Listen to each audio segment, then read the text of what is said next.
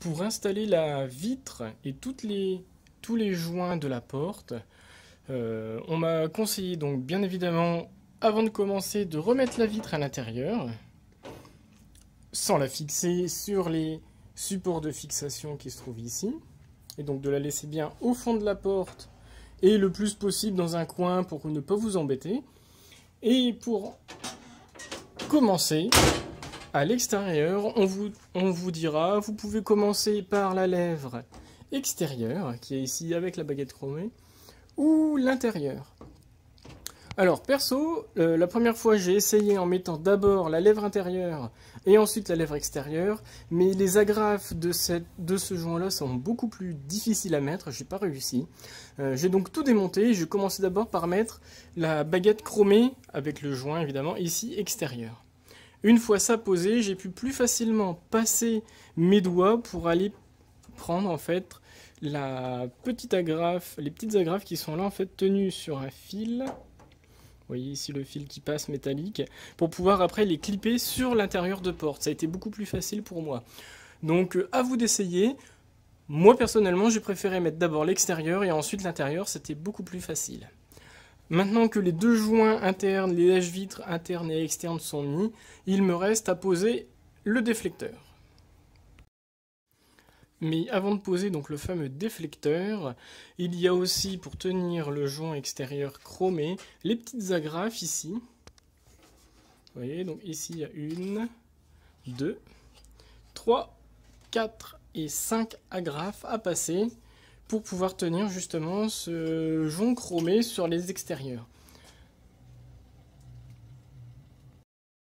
Le déflecteur est en place, donc pour pouvoir passer le déflecteur et étant tout seul, j'ai tout d'abord protégé avec du scotch de peintre tous les entourages et les chromes, en haut et en bas.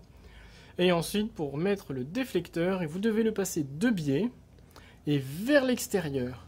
Pour pouvoir passer le bas ici de la barre qui descend ici où il y a le coulisseau au niveau du raccord des deux joints des lèche-vitres intérieures et extérieures.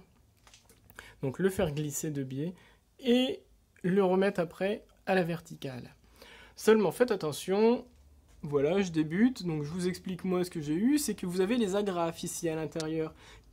Et bien cette agrafe là m'a embêté parce qu'une fois que j'ai réussi à passer le déflecteur, l'agrafe est partie vers la gauche, vers le déflecteur, j'étais embêté, j'ai dû retirer le déflecteur pour retirer l'agrafe, pour passer le déflecteur et remettre l'agrafe ensuite. Donc sur les 5 agrafes présentes, je vous conseille de ne pas mettre la dernière, comme ça vous pouvez passer le déflecteur et vous remettrez l'agrafe, mais qu'à la fin vous serez tranquille. Ça y est, donc le déflecteur est fixé avec la vis qui se trouve à l'intérieur, et aussi avec l'écrou qui se trouve ici, à l'intérieur.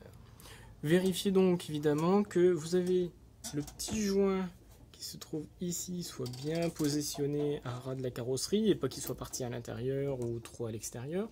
Vérifiez aussi que les joints soient bien mis au niveau de la porte, intérieur et extérieur. Moi ici j'avais la lèvre qui n'était pas bien passée. J'ai donc pris une carte de fidélité en plastique là pour pouvoir passer le joint bien à l'extérieur. À présent que le déflecteur est posé, vous allez vérifier que la vitre intérieure soit bien dans le coulisseau ici.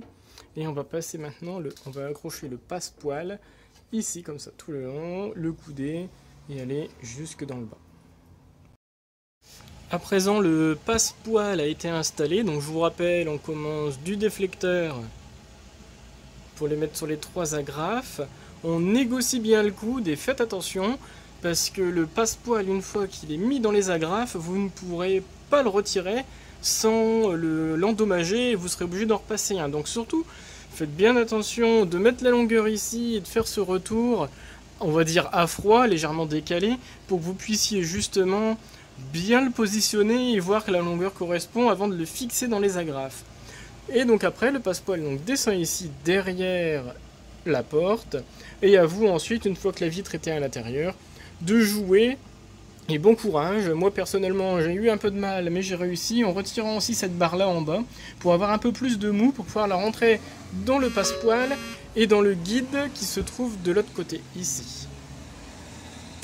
Une fois la vitre bien enclenchée, eh bien, vous n'avez plus qu'à remettre en bas ici le maintien de porte. Il y a 2 vis qui se fixent sur ce support ici pour qu'après, via la manivelle, vous puissiez monter et descendre.